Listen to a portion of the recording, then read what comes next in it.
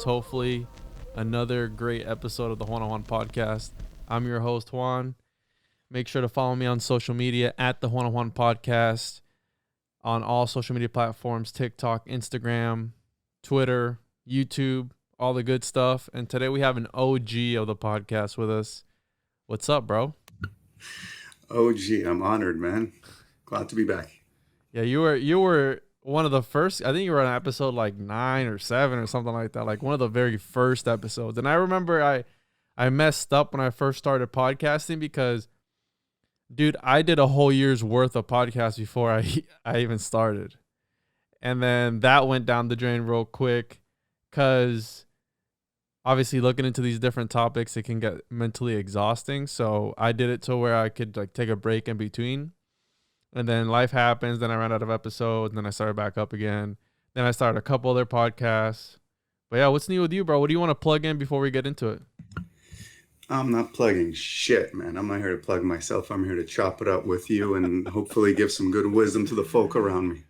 Awesome. I like that attitude. Well, you still doing your podcast? Did you finish that? And you did last we spoke, I think you were like on the last bit of your season or something like that. What's up with that? You quit podcasting altogether or what? It's interesting. I've been thinking about my podcast a lot. So last we spoke, I think I was still on season 2. I completed season 3, which is doing fantastic. I'm happy. I just got on Spotify. I don't know what the algorithm's doing over there, but I'm getting a lot of people coming in from Spotify. So that's been pretty cool. Really?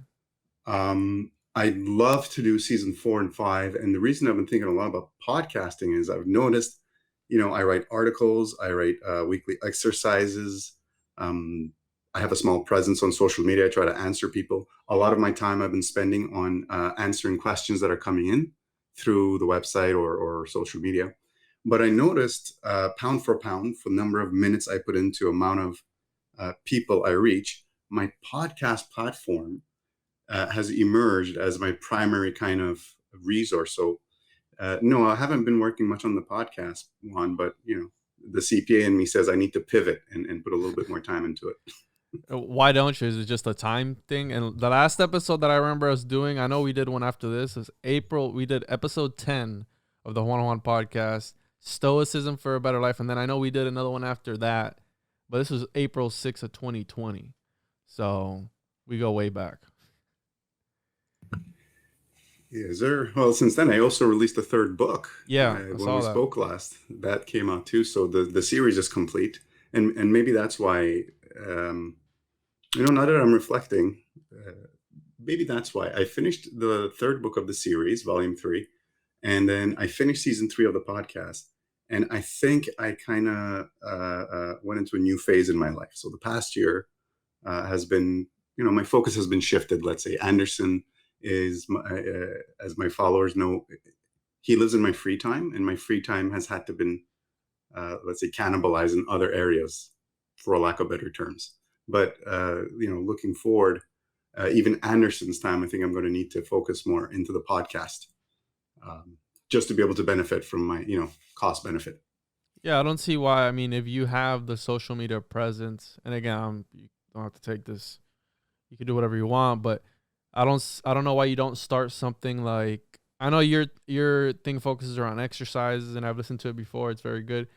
And for those that don't know about stoicism, we can talk a little bit about that. But maybe you should start like a free form type of thing, bro. I don't know. Maybe revolving around philosophy, because all those guys, man, like I've been diving into Pythagoras a lot as of lately. And these ancient philosophers, they were really onto something else. Like they were on just another level. You mentioned Plato's The Republic because I'm fascinated with that. And it's got its things to where it's kind of questionable, right? Especially given the circumstances of today's society.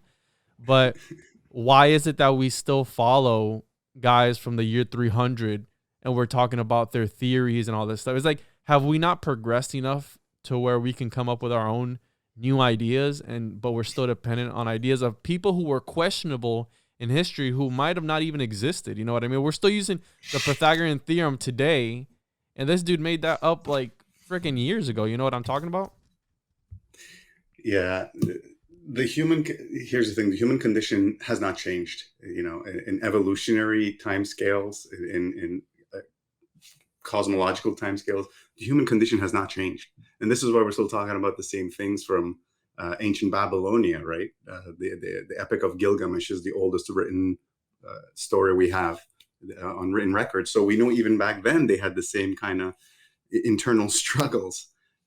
So yeah, we're still talking about the same thing. We've become a lot more efficient at innovation and production, but we haven't become better at living life. I think we actually become worse, and that's why we're turning to the ancients a little bit to be like, hey, okay, what's up? These guys knew what they were doing. Maybe let's see what they were saying.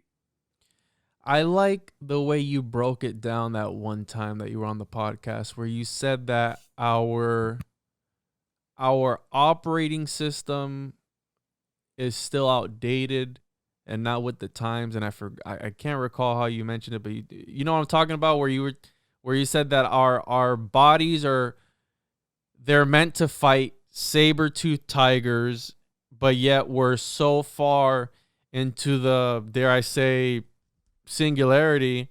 And just as of recent, you saw Facebook came out with this whole metaverse thing. What are your opinions on that? Can you rehash on that? Because I love the way you put it, and I always, whenever I try to explain it to people, I always mess it all up.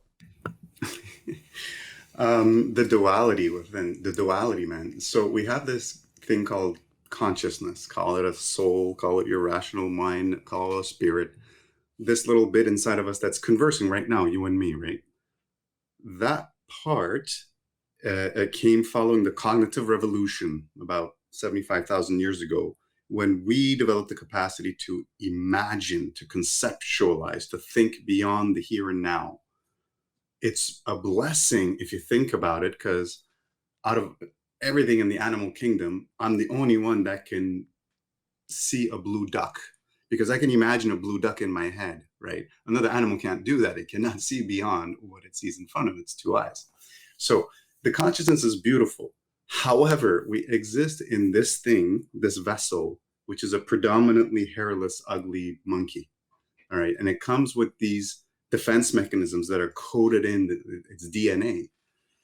Our emotions, anxieties, depression, and pessimism, these are all survival mechanisms. And that's why, we all have them. And that's why it's normal. And that's why we're having these conversations to normalize things like depression and anxiety. These are evolutionary responses of our body's primitive responses to its environment to survive. Now, today, we're lucky to be living in a society where we're not just safe. We're uber super safe. Uber super safety is luxury and comfort, right? We don't need this primitive response anymore. We don't need to fight for food or survival anymore. We can very well survive together. We choose to fight each other for many other reasons. But point being is, we have this great consciousness within, stuck inside this ancient dated body. So like you said, the software is up and running, but it's still running on a motherboard with buses that can't even support, Windows 90 or whatever. Windows 2000. Exactly. Don't mind me, I'm taking notes, and I pulled up the Benjamin Franklin quote that those that give up freedom for safety deserve neither. And I know you wanted to get into a little bit about what's happening in today's world, right? We have Kyle Rittenhouse, we have the Ghislaine Maxwell case coming out soon, and the verdict is already in on Rittenhouse. Today is November 23rd, 2021. So, but every time I get with you, I know you're so involved in this whole philosophy stuff that I love talking about that, because that has always fascinated me, because again, how you mentioned the Epic of Gilgamesh, right? They were just rehashing what they had heard before them. Exactly. So how far back does it go? And you said that animals, they can't imagine things. Are you 100% certain of that? Do you think that, and I told somebody today, I said, did you know that dolphins rape people? Dolphins rape each other. That is the most horrific animal. ever, dude. It's And they're horrible. repeat rapists too. They're repeat offenders. They're a repeat offender. That's crazy. Why would anybody And want to they're go? gang rapists. It gets worse. They're gang Yes, rapists. Yeah. yes. Oh my goodness, that is the craziest thing. But you see there, that's, and again, I'm not saying to go rape people. That's horrible. But again, a a primal. It's like a primal thing. And I was talking to somebody the other day on the show, and he said, I forgot who it was, but he said that as humans, we're so, because I brought up the and this is just to me, but I feel that shows as of lately, right? Netflix and all these movies that are coming out, like the Squid Games, all these different shows. To me, I feel like they've gotten more and more violent. And I don't know I don't know how much TV or how much media you consume, but to me, I feel like they're almost conditioning us because all these shows, for example, the newest season of the show, since the very first episode, they're already killing people. Spoiler alert. Right, they're already killing people from the very first episode. I'm like, and my friend, I believe it was Ryan Burns, he said that being humans, we have this sort of fascination with, again, it's dark, but almost how quickly just life can be, how fragile life is, right? Because if you really think about it, you can go at any time. I mean, I had a friend of mine who he lived by himself, walking out to his garage, slipped, hit the back of his head, dead. They found him 3 days later. Just like that. You can be just hanging out in your house, doing whatever. But then we have this, again, primal things as humans. And you can see it with these riots and this unrest where people just get in this mass hysteria. And they just go all out, almost like this fight or flight. And I was talking about how the bison would run off the cliffs, and mammals are the only animals that stampede, right? And it's, you're paying attention to, you get tunnel vision, you're paying attention to what's in front of you. You don't notice. By the time you notice, the cliff's already there and you're dead. Right? You're jumping off the cliff. And this is how a lot of these animals went almost to the brink of extinction. But yeah, what are your thoughts? Because I know you like to talk about stoicism, and I've been called a stoic before, like, oh, you're so emotionless, right? So you don't show emotion. But with you practicing stoicism, and I know it's changed your life from all the conversations that we've had, how important do you feel it is to have some level of stoicism in today's society, especially because I feel like everything nowadays is emotionally driven, right? Everything is so high heat. With the division of, I know you don't like it, but the New World Order, maybe the reptiles are have their hands in this, but how does somebody even stay disciplined in something like that? Like from your expertise, if you will. Right. I wish we had an episode for each one of these questions, man. These are all awesome questions. Whenever you want to come on, dude, just hit me up, bro. So I'll grab a few here. First thing you mentioned, people call you stoic, because you're emotionless and that, and it's true. When we use the word stoic, we say emotionless. I'll tell you an interesting fact. Ever since I became a true practitioner of the school, people call me more emotional because I show and share my emotions more. So Stoicism is not, unlike an Eastern philosophy, which I also, follow closely, like the Tao Te Ching and all that, where emotions are like water off a duck's back, right?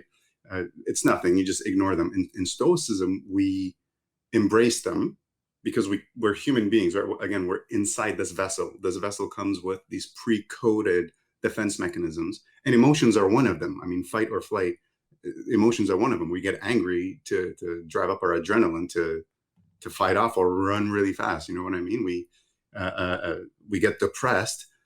We got pessimistic in the past. A depressed grandfather who was more pessimistic about the winter, kept more grain in his cellar, and he survived the freak cold winter, and his genes passed on to us. You know what I mean? These are built-in survival mechanisms. So we can't deny that we have the emotions any less than we can deny we have these fingers and digits and legs and what have you. And so Stoicism teaches you how to deal with that. Which brings us to the point, you look at the world around us, and we can talk about any headline you want to talk about, past, present, upcoming, whatever. It's always the same. There's a divide, there's emotions on both sides. And if we're being honest, there's truth on both sides, right? You don't get such a divide without having facts on both sides and truth on both sides. But then, because we're such an oppressed society or species, because we've always been this way, we let out all this, oppressed anger and energy in the wrong way. We find a cause and we choose to die on that hill. And it's just the worst possible approach you can take. We try to teach our kids, anti-bullying, this, that, and the other at school. But this is exactly what we do as grown-ups, except we hide under the guise of our cause, and we completely ignore the fact that, hey, the other side has a cause too. I'm not saying I'm wrong. I'm not saying they're wrong, but let's just at least agree we all have some things we can agree on and work from there. How's that for a quick blowdown stoic answer? Yeah, and you're absolutely right. There is always two sides of the same story. But I feel that, and I know you don't like to talk about conspiracies and stuff like that, but I do feel that energy goes somewhere, right? I feel that maybe our energy is being mined in some sort of way, because how you said, all the headlines are all the same, right? It's all the same thing. It's just rehashed, right? What do they call it? I'm going to say it wrong. Something dialectic. Do you know what I'm talking about? Dialect, Hegelian dialect, something like that. Right, the Hegel, Hegel's dialect. Yeah. So it's dialectic. Like, yeah. So it's always, and it makes me think of the third man argument, right? To where there's always three: how you see yourself, how others see you, and how you truly are on your subconscious. And I heard somebody say recently that a lot of the decisions that we make come from our subconscious. They don't come from our conscious being, where a lot of the things, and it's got to do with what you said earlier about the genetics that get passed down, these fears that get passed down, these ideas that I believe they do get passed down genetically. And I feel that consciousness is something that is not produced within the mind or the brain. I feel it is broadcasted, just how we have Wi-Fi systems or whatever. And when you turn your computer off, the internet is still there. You're just not connected to it. The same way I feel that when we go away to wherever we go, once we die or expire or whatever, I feel that it's one of the laws of thermodynamics. Law cannot be created nor destroyed. It's always going to be there. It's just how it's manifested and how it's perceived. So, and another thing that you said, that we teach our kids moderation, right? And I believe that stoicism has a lot to do with moderation. But one of the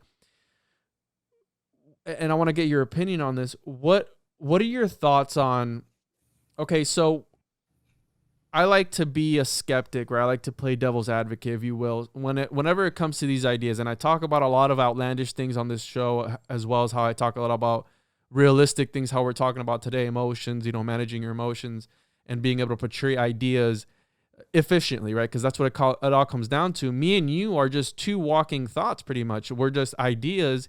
And right now we're conversing back and forth, but I have my ideas, you have your ideas, and if we clash on one of them, they're essentially ideas, right? What are your thoughts? Because for the Stoics, the logos was this pretty much the universe, right? This uncontrollable thing that whatever happens. But then on the other hand, for the Christians, the logos is a very personal relationship, right? God, right? Because it can be very intimate. You studying everything that you've studied and trying to keep a how do I say it? I'm trying to find the correct words, like a very straightforward mindset and no woo-woo. Why do you feel that it always goes back down to almost like this Godhead? For the example, the Stoics with the logos, like it's like this uncontrollable thing that is always there, has always been there, similar to the Christians or similar to the Kabbalist or whatever religion, why do you always feel it goes back down to this Godhead figure? Is it through genetics that they pass these ideas down? Or what do you feel? Because sometimes it always gets kind of woo-woo, right? I mean, it always goes there no matter like how much we try to look away from it and focus on science or focus on the facts, right? It always goes back down to this spirituality movement in a way. Yeah, indeed. A lot of good points. Just before I answer it, I want to clear one point. You keep saying I don't like to talk about the conspiracies. I never said that. Difference between truth. It's all truth. And at a certain point, it becomes conspiracy. And we all have an individual line. And we all determine where that line is. And that's it. I have my own views on it. But I'm very open to all discussions, for the record. All right. Now, logos. You were talking about what it means to a Stoic and what it means to a Christian, and I love that you bring that up because it summarizes the difference in how we view the uncontrollable. But let's talk about why there is the uncontrollable first. And I think it's a very logical conclusion that anybody from any time in history would have came to, because no matter how look at you and me. You know, we grew up, or I'll take my own story. I grew up. I was a capitalist wet dream. I went to university, crushed it. Got out of university, got my CPA. You know, got the nice job. I had the house and the car and the family. Ticks on top. The American dream. And yet I still American dream in Canada, because you can't live the American dream in America anymore. And yet I was still like, I felt like I had no control in my life. I'm like, no, this isn't perfect, and that's not right. And I have to get this done. And well, if I can do this, I can do more. And look, that guy has more. So now I got to go get more. And it never stops. So put yourself in the shoes of any human being ever. What king ever felt content? They didn't. They wanted to go conquer the next land, and they wanted to go take this next thing. And they had to deal with that plague and this volcano. No matter what you do, who you are, you always deal with uncontrollables. And so you come to the inevitable conclusion that I don't have control over my environment, period. And we can all agree on this. We do not have control over our environment. We can disagree on what our environment is. Personally, I consider my body part of my environment as a Stoic. Others would consider their immediate environment or their spiritual environment, what have you.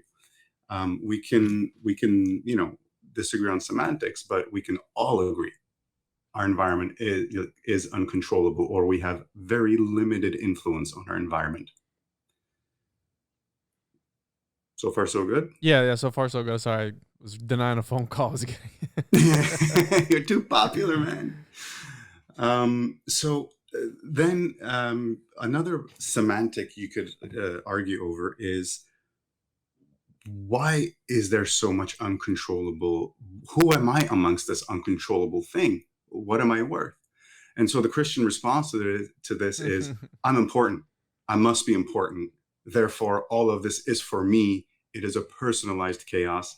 The logos is personalized. I have a personalized God who's taking notes on me and will, while he's taking care of the cosmos and moving all the celestial objects, he's taking notes to see if I'm worthy of a 12-speed bike at Christmas or not. The Stoic response to this is, look, man, it's uncontrollable. Fine. I'm part of it. Fine. As far as I can see logically and rationally, there's no rhyme or reason. I can't make any discernible pattern out of this. So how can I live a good life? How can I go to sleep at night feeling like, all right, I'm not a total piece of shit? Well, don't do piece of shit stuff during the day. That's it. And that's essentially Stoicism. Like, just be a good person right here, right now, because it's the only logical answer we can come to in terms of, well, what can you do? Yeah, and in my studies of Pythagoras, I don't know where we got lost in translation. It always seems that throughout history, and this is why I love studying it, because although history doesn't repeat, it often rhymes, right? And I don't know where we got lost. And Pythagoras even said, if man is able to crush one grain of dirt or sand, he will ultimately destroy himself. And we're way past that part.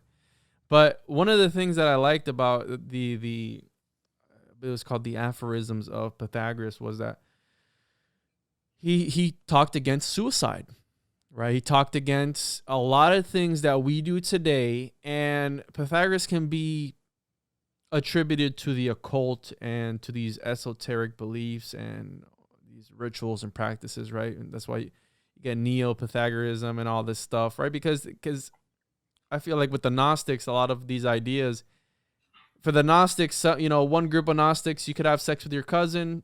The guys that were in that group wanted to have sex with their cousin, so they went and joined another Gnostic group who'd let you have sex with your cousin, but essentially it was still Gnosticism.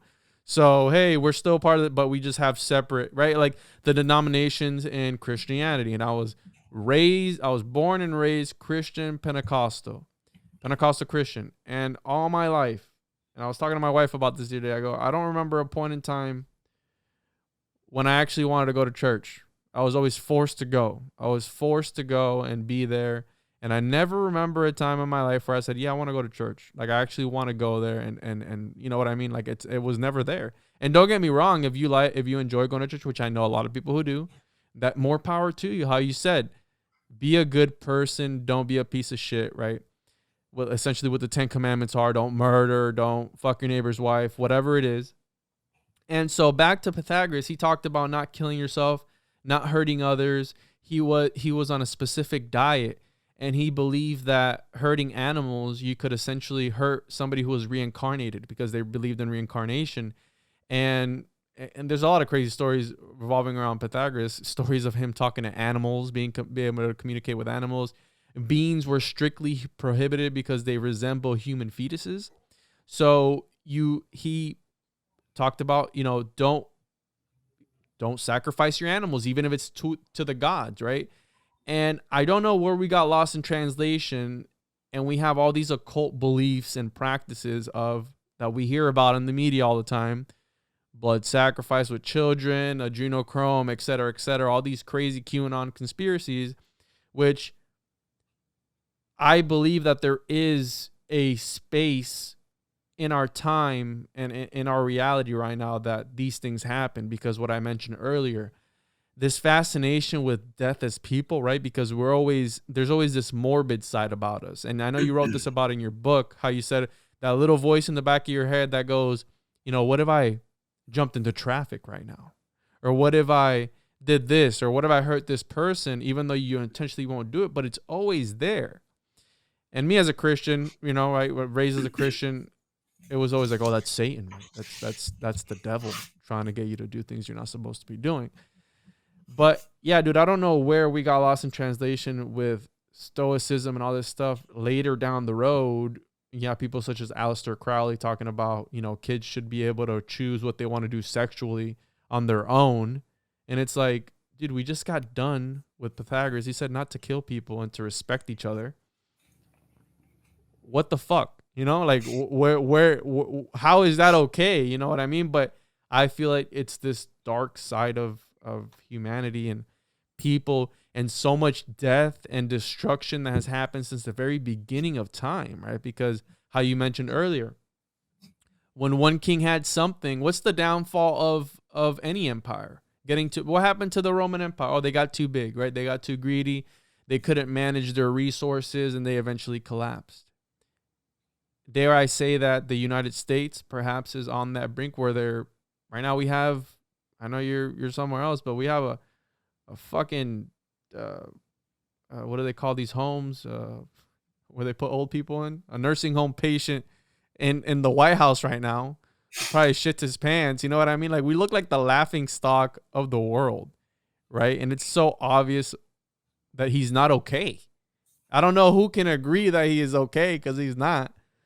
But back to that whole idea of getting too big and wanting more and more. And I think that's how one of my friends, Anton, says, the West is just here to consume, right? We're a consumer state, and it's just consume, and try to live that American dream, right? We want as much money as we can get. And at the end of the day, I don't know if I watched this movie recently on Netflix called The Occupant. It's in Spanish. And at the very, it's a crazy movie, but at the very end of that movie, the guy thinks he's got the perfect life, right? And when they zoom out, he's in this big ass mansion, super nice house. And when they zoom out, his faucet's leaking. And then the movie ends right there. Boom. And I took that as, I looked over at my wife and I said, you see, he thinks he's got the perfect life. Because he did a bunch of crazy stuff to get there. But then your fucking faucet is leaking, bro. So I don't think we can ever achieve that. Like, you know what I mean? That's awesome. I love your trains of thought, and they're always like they go off. I'm like, where is he going with this? And then it comes back home and you nail it. I'm like, yes, it's awesome. You know, I think about that all the time because my mind is like going like a million miles an hour, and then I'll go on this tangent, and then I'll go on this tangent. But that's how podcasting has changed my life for me, because I'm able to look deeper into things, and that the symbolism, right? I'm able to sit there and break things down and go, oh, that's what that probably means, or whatever it is. But yeah, dude, I catch myself doing that all the time. Look, in the West, I mean, we're talking about modern times, but the story repeats itself. But in the West, we're a Real product of our. quick, Anderson, before you say that, Yeah. what the fuck is happening in Canada? You guys still on lockdown, dude? Speaking about in the West, you know, are you guys still like in Nazi Germany? I mean, in Quebec, we're okay to go wherever. We have these little vaccine passports. Rest of Canada, I'm not sure, but the borders are open now. Yeah. Okay. I didn't know if you were still on lockdown or not. So I was curious because Tom, the other podcast that I do, he hasn't told me if I think he told me that you guys were on lockdown or something like that. Yeah, there are some places where it's flaring up again, so they've gone back to lockdown. But in Quebec, we've been pretty good. So wow. Yeah, sorry about that. yeah. Continue. No, we're good. I'm happy. Look, believe you me, the pandemic it's been a pile of crap too, but it's brought a lot of awesome stuff into my life too. So I'm thankful for all of it. No regrets. So we're a product of our philosophy, and in the West, love it or hate it, our philosophy has been capitalism hand in hand with this version of democracy, whatever that is, right? And we are where we are. I mean, I think it's very logical how we ended up here, because everything is about the bottom line. At the end of the day, there's no more government left in place. It's just money that's running it, and then whoever's controlling the money, right? And the most dangerous ideology you can have, I'm not just harping on capitalism randomly here. The most dangerous form of ideology you can have is the one you're in currently, the one you're using because you assume it's the right one. It's the one you grew up with. You just take it for granted. You don't even question it. And that's why it's the most dangerous one.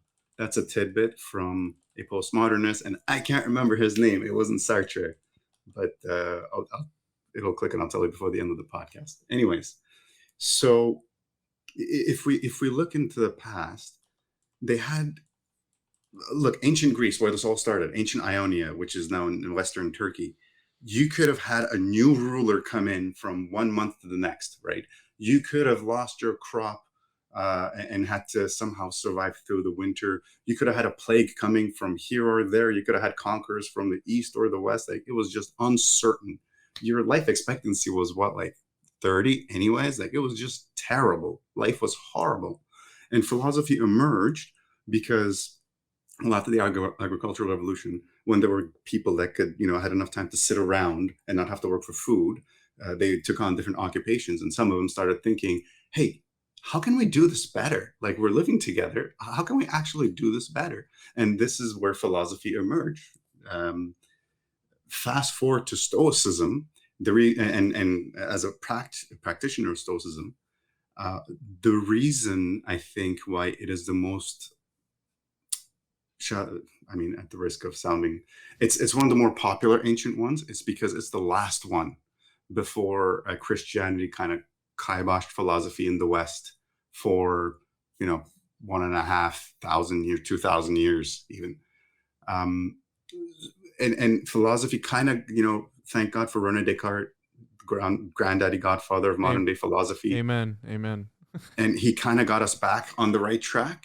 And here we are today, but we're still, I'm studying modern philosophy, but I'm still reaching back to the ancients. And I find my motivation from my own personal journey in day-to-day life in the ancients, because they're more relatable. We're kind of bullshitting ourselves now because we think, we're so much better than that. No, we're not. We still put on, our pants one leg at a time, and we still, eat, sleep, Piss we and do what shit. we do. Yeah. So yeah, what we need today, to go back to an earlier question you had, we do need more philosophy, not just in school, man, in society. Shows are not philosophical anymore. They're just like, I saw, was it not Hunger Games? What is it? The Squid one where they're Games. often Squid Games. Thank you. Like, all right, cool. It was entertaining. Yeah. All right. But am I any better for having watched it?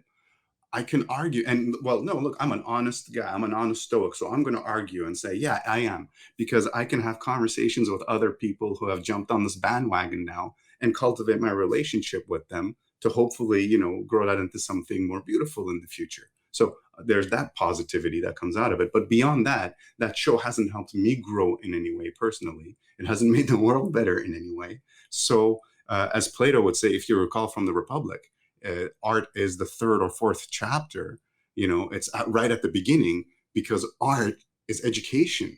So let's get these guys effing over the walls of the city and get them out, because they're not contributing. They're They're just inspiring. distracting Yeah. us. Yeah. Um, yes, you have to have entertainment. We have to rest, for our body and our minds are tools, and like a hammer and an anvil. If you overwork it, they'll break. You have to have entertainment, but you don't have to watch the Kardashians or Duck Dynasty every night. You can challenge your mind a little bit and watch a documentary or whatever.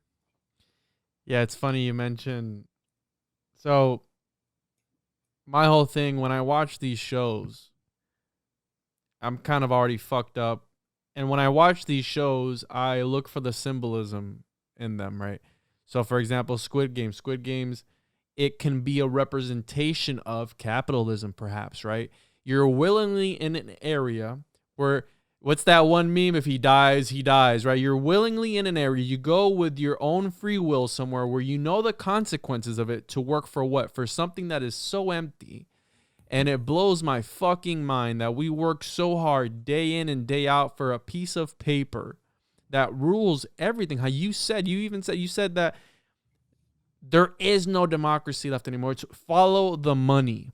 And this is why I do talk about, and I call them the reptilian overlords, right? Because I like to think that they are, how Manly P. Hall puts it. He says they are of this world, but not of it, right? And when they're destroyed, they find a way back in. What the fuck did that mean? He was talking in the 1950s. I don't know, but he was onto some stuff. Maybe he was channeling all of his speeches and lectures that he did. I truly do believe that, because a lot of, if we go back in time, right, if we're talking about history, a lot of these, again, back to the woo-woo, a lot of these ancient scriptures and laws and all these things were through divine intervention, right? The Code of Hammurabi was supposedly channeled to him, and he came up with it through the help of, quote unquote, God with a capital G, whatever you want to call it. But when I watch these shows, and I like the way you put it, because you're finding the goodness in it, right? Oh, I can cultivate a relationship with somebody, start up a conversation, talk about it. But when I'm watching these shows, I'm not watching it for that. I'm watching it, paying attention to the symbolism that's behind it all, right? The message. Maybe some people are watching it because it's a good plot. It makes sense, right? I don't know.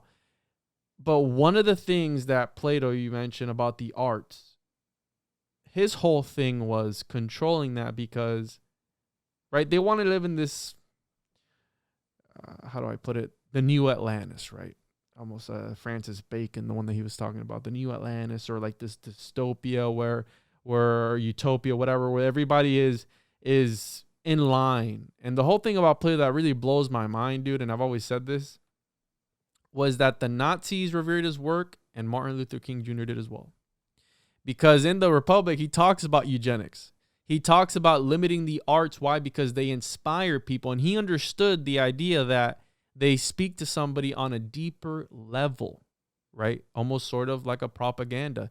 So he would limit the musical notes that people could hear, frequencies that people could hear. And again, Pythagoras talked about he would heal people with sound.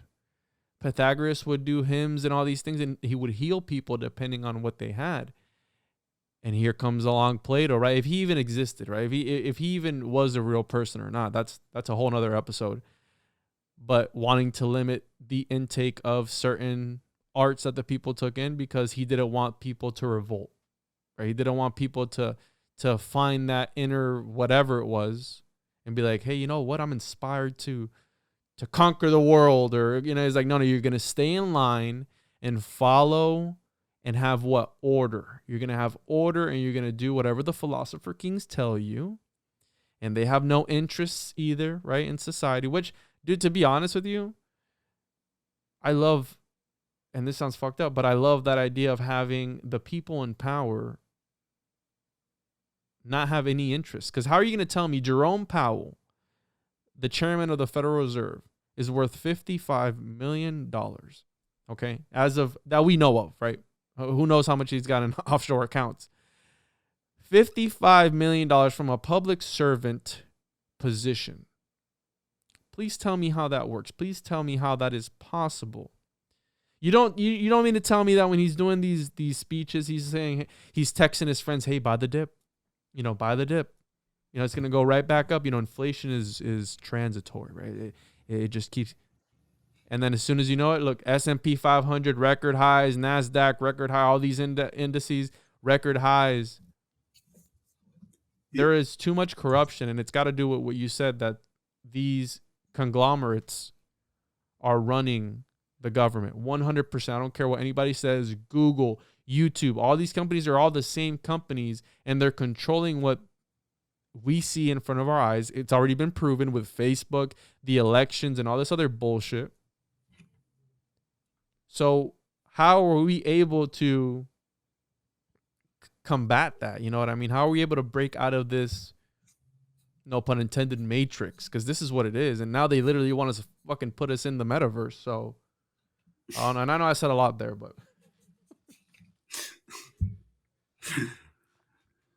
How you get out of it depends on where you want to go. Where can we go? And how fast you want to get there.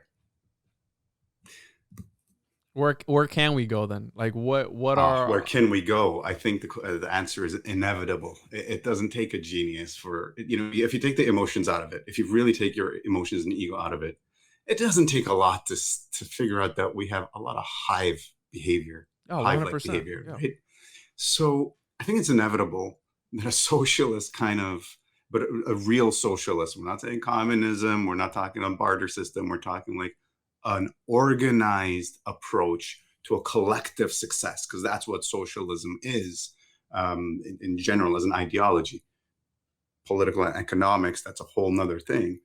But I think working as one, not countries, not religion, not whatever, there's no borders. When you look at the globe from space, we know this. Viruses don't see borders, weather patterns don't see borders. About fucking time we stop seeing borders and differences too, and stop this you versus us kind of dialogue and dialectic, and get to a hive mentality. Let's look at everyone's needs and maximize efficiency to try and make the best of this little bit of time that we have here. Because holy shit, you guys, you might not have realized this, but I do.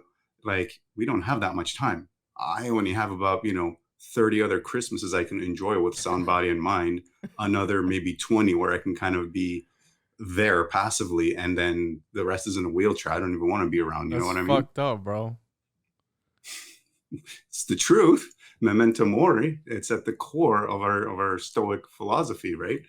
You'll recall I have it tattooed on the inside of my right arm. It's the very first thing before any decision I make, not because I have a morbid sense of humor, but it's reality, man. When you see life from that perspective, a lot of things all of a sudden become like, you take stock of all your worries and you go, holy shit, I was really overreacting here, guys. Let's just, hey, come here, give me a hug. Like, what are we even doing here?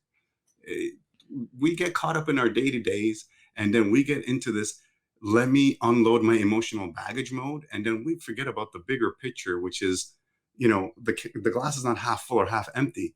The glass exists. We're here right now on this side of the grass. We can talk and interact and do fun stuff like this. That's the gift. So let's focus on that. Yeah, it's got to do with what Alan Watts says, and I'm pretty sure he wasn't the first one, but the eternal now, right? There is no past, there is no future. It's only now in this moment that we're sharing together right now. Well, whatever happened, happened. And I meant to say something earlier, and I forgot what I was going to say.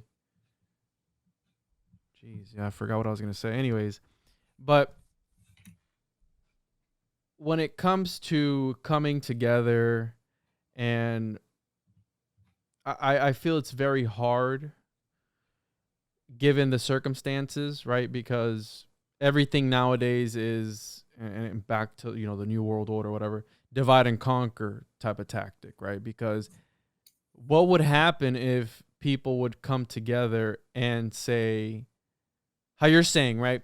Not get out of that mentality of us versus them, and it becoming about us. But then we get into the whole idea of what are human rights, right? What are basic human rights? Who distinguishes that?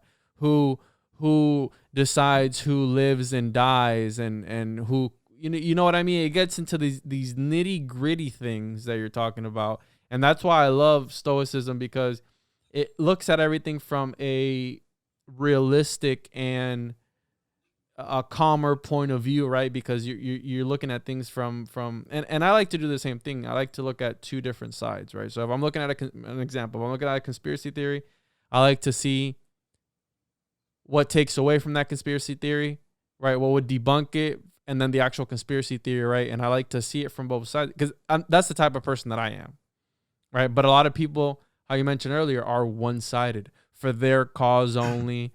One, me.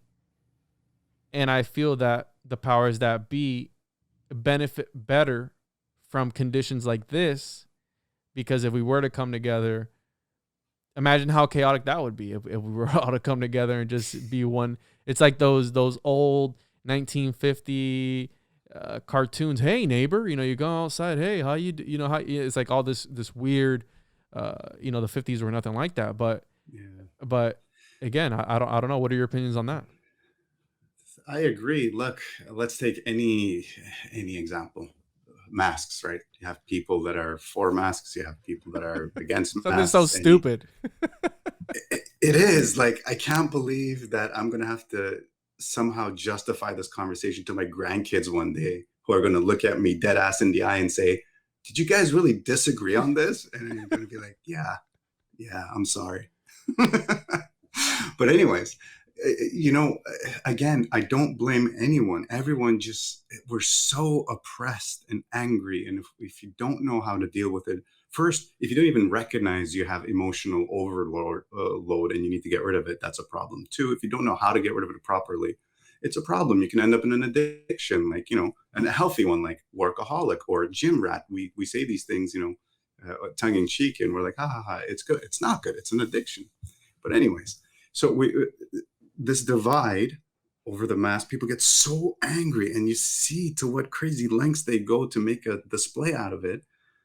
I would rather spend this energy on not even criticizing the government, but the governments. Like, how bad did we do as a species, you guys? Like, we failed miserably in the eye of this virus. Our global response was horrible. It shows like how individualistic we are, how nationalistic we've become. Like, we live in these silos. Like, are you kidding me? It's 2021. Like, we've seen this little rock from space. We've seen how small it is. We got the data and science to show how fragile it is. Believe in global warming or not, we know everything is like, climate, the planet, everything is like teetering on this balance. Life, carbon-based life form is very, very delicate. So that's where I would go. I would put our energy towards government. Like, what the fuck are you doing, UN? Isn't this what you're supposed to be doing? Like, I don't know. Yeah, but so we talked about. I'm sure you're aware of, and I don't know if this was in your book or not. When you flash shapes above a chicken, and you can flash a square or a circle or a triangle, but as soon as you flash the silhouette of an eagle, the chicken freaks the fuck out, right? The chickens, and it's because, and this is my personal opinion, I feel that the reason we're here, because you're talking about the governments, right? And holding them accountable essentially for what they're doing and the mismanagement of everything, which I don't believe will ever happen. But I think that since the very beginning of time, these ideas have been passed down through the times and through genetics, through maybe some sort of Akashic records, because I always feel as if there is going to be this portion of society that needs to be governed and needs to be guided, almost like little sheep, right? And they're almost like this it's an embryonic relationship with, and I'm talking about totalitarianism, right? Where they need the government to rule, and the government needs this. That's also a dangerous game too. And I think it was you that talked about socialism, I think one time on one of my podcasts, and you're like, oh, I think you said, was it you that said, oh, I think I'm a socialist? And I know this is going to sound fucked up. Was that you? Well, I am a socialist, yeah. Well, so I think, yeah, it was you then. But that's also how you said, we don't realize that what we're living in is dangerous as well because we're living in it. But I feel that putting too much power in the wrong hands is a bad thing too, right? I think as a people, we need to be able to govern our own selves. And when it comes to this sort of thing, I just think that since the very beginning of time, since it's always been a hierarchy, because that's one thing about society, hierarchy does affect the psyche of people on a different level. And Manly P. Hall talks about this, where we see it right with social media. If I have more followers and my podcast gets more listens than your podcast, I'm better than you. If I get more likes than you get, I'm better than you, right? If I have more money in the bank than you, I'm better than you. We see this hierarchy, right? And I think since we've been governed since the very beginning of time, because there does need to be some sort of social structure. I just want to redo the boundaries, right? And I like what you said earlier about the borders. Animals don't see borders. Weather doesn't see borders, right? A hurricane doesn't give a fuck about the borders. And I think that's a very important area to start, because if we were to see that, we drew the lines on the fucking map. We drew those lines. And then, but when you go there, animals don't respect that or anything like that, right? So this idea of the government like holding your hand or something like that, I think that's also very dangerous too, because as we can see with the American government, they've done so many things in the past, right? They've experimented on the people. There's history. It's history. It's not conspiracy. It's history of the shit that they've done. You know what I mean? Mm-hmm, mm-hmm. On that episode when we were talking, I was saying we were talking more from a socio-economic and political perspective when we spoke of socialism. Yeah, I'm not calling you a socialist. I'm just trying to remember that was so long ago. So. No, but I am a socialist because I believe that people should be governed for the people, period. We can try and define that further, but that's where it gets complicated. But, most of us can agree at the end of the day, hey, there's a lot of people. Let's try and take care of everyone as best as we can. Unfortunately, because of the nature of the beast we live in, this primitive vessel, we will always need to be governed, unfortunately. So I don't see right now, until Daddy Elon comes through for us, I don't see how we could ever govern, or how we could ever be governed by the people properly, efficiently, effectively. That would be anarchy, right? If there wasn't any political authority or anything like that. So, and then the question becomes, how do you govern for the people? Sky's the limit, man. Now you're getting into the theoretical. This is like the same conversation of, okay, we know where we live and we know where we want to get to, where we live as a collective. How do you get there? How many generations will it take? If you're a Che Guevara, you want to get there, or if you're like a Leo Tolstoy or Leon Trotsky, or Che Guevara, you want to get there now, so you're going to shoot everyone in the face to get there right the fuck now. That's not the way to do it. Sorry? Don't shoot anybody in the face. That's not the way to do it. No, no, no, no. If you're like Leon Trotsky or like myself, you believe in having the conversation. You're an anarcho-pacifist. Yes, we have to change. No violence is never, ever, ever, ever, ever the right answer. It's another conversation you and I had where I said take I'd rather take the bullet than try and defend myself if it comes to it. That's my personal moral and ethical Really? stance. And yeah, you don't remember that one? It blew your mind. No, I don't think so. That's crazy. I mean, but that says a lot. That's like the monk that burned himself and forgot the name of the city. You know what I'm talking about? Where he Yeah, yeah, yeah, yeah, protested yeah. in his own way, and he said is a very famous picture. Yeah, we'll do. Hey, we should do an episode just on this because ethics and morality, stoicism is a form of ethical and moral practice. Yeah, yeah, and I've always said this. I've never been when all these riots and all these things, and what I meant to say earlier too was oppression. You said we're oppressed. It seems like oppression in this society is a hot commodity nowadays.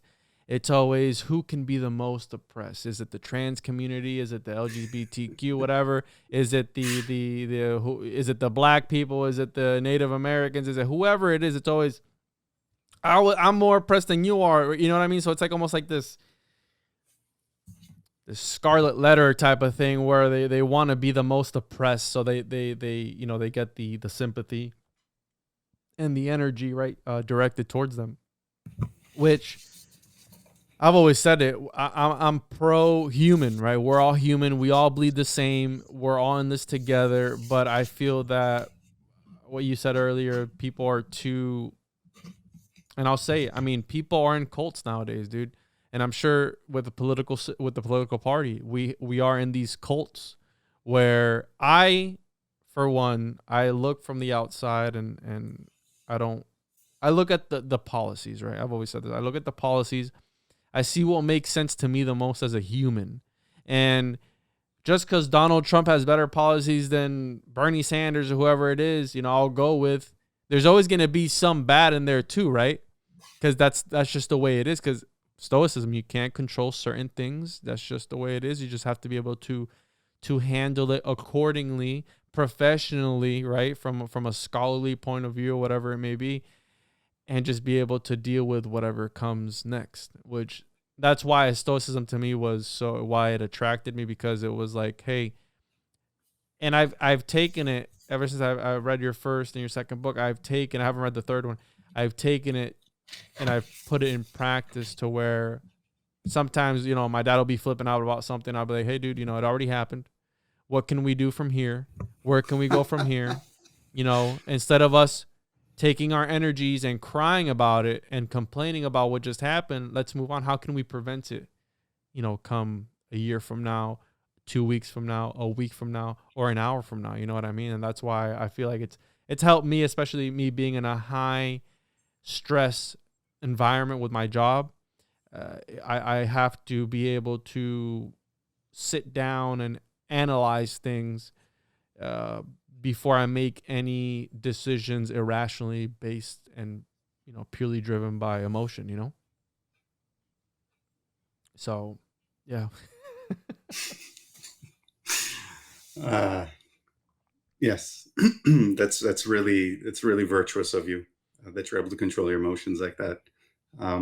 And just to get back to the oppression being a commodity, it's a nice bookend to our talk about our current version of democracy, whatever it is we're living in, because it does cater to the loudest sheep, which Yes. is exactly that. So it's just a symptom. However, it doesn't take away from the cause of these oppressed people. Okay, and we have to distinguish that. And here's another easy line where people jump on it and they say, "Oh, you're not oppressed. Shut the f up." And no, no, no, hold on. They have a right as well. Okay, so maybe the way we're going about this is way too much. Maybe the pendulum swung way too far to the other side. Hashtag Me Too is a great example. Like when it first came out, I was like, yeah, hashtag me, you go, let's get these creeps in jail, right? And then They 2 turn it years into later, some something. guy's getting blasted on Twitter because of a bad date. I'm like, okay, maybe the pendulum swung too far Yeah. to the other side. You know? So, Yeah. but that's how it goes, right? Hegel's synthesis: the pendulum always goes from the furthest one side to the next, and eventually it'll slowly find its center. Which is why I believe eventually we will end up in like a socialist collective approach to humanity. But man, how many generations will that take? And will we make it there as a species? Yeah. And it just brings me back to Pythagoras, the number 3. It symbolized harmony, equilibrium, right? The 3 points. The 3 is, the point in the center is between 2 extremes. And once we're able to find that equilibrium is when we're able to, because the duad to them was evil because it showed the 2 sides. Either you're on one side or the other side. And it brings upon the illusion of intervals and separateness. And that is an illusion in itself because how you mentioned earlier, we know what the rock that we're on looks like from outer space, right? Unless you're a flat earther, of course, but we know what it looks like from outer space, how you said how fragile it is. And unfortunately, dude, ever since my experience with mushrooms, I've come to the conclusion that, and I know it's going to go against everything I've said in the whole podcast, but we're a cancer to this fucking world, bro. We are destroying it, right? From within. I'm not saying that there's not good people. I'm not saying that. But there's so much destruction and chaos, and people are just shitting where they eat, right? There's so much, right now, there's so much pollution, and how you mentioned earlier, global warming and all these things that perhaps we won't make it to those further generations because of this stuff, because we're not thinking about the future. Go ahead. Mm-hmm. You're absolutely right. You know, I always say, and I stole this from, remember Agent Smith from The Matrix Yeah, of when he course. has Morpheus there on the chair and he's like, your species resembles more of a virus, Yeah. you know? And I'm like, yeah, fucking yeah. Yeah. You know, it Yeah. just makes sense. Yeah, we're absolutely not built to live with our environment. That's part of our makeup. We can't change that until we get our consciousness out of our bodies. Come on, Papa Elon. Jeez, bro. I'm gonna have you back on, dude, because I want to talk about Rene Descartes, and then we can morph Yeah, that into Elon Musk and the whole AI and all this shit. yeah, You know yeah, what I for mean? sure. So I think that's a good point to end it on. Hopefully, everyone listening to this enjoyed it. And I would really like for you to share your work, Anderson, so I've benefited from it. And I feel that the listeners, if they want to look more into stoicism and put it to practice, I think you should share your shit, bro. I don't, All right. So look, stoicismforabetterlife.com. I have articles, exercises, books, audiobooks, podcasts, you name it, social media. You can ask me questions directly. In fact, I'm spending most of my time just, what was that news article lady, Dear Abby? People ask advice. So that's all I'm getting now is like advice questions from people. So you're a hit me up. therapist. No, but it's true. I've stopped doing the one-on-one sessions on the mentoring sessions. I'm spending all Anderson's time right now is being spent on just answering people's questions. So all my contact info on stoicismforabetterlife.com. Awesome. And I'll post that in the description. And make sure to follow me on social media at the Juan Podcast, Instagram, TikTok, Twitter, YouTube, whatever it may be. Choose your poison, if you will. And Anderson, dude, I had a great time, man. I think this was an awesome conversation.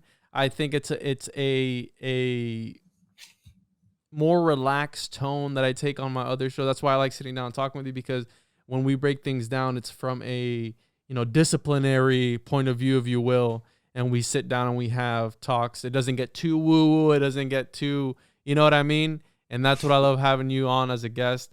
And thank you so much for coming back on, man. All right. I was glad to be on, and I'm looking forward to our next one. And hey, I'm going to have you on my show sometime if I ever start having guests. Hey, dude, whenever you want. Maybe I can be the first one. There we go.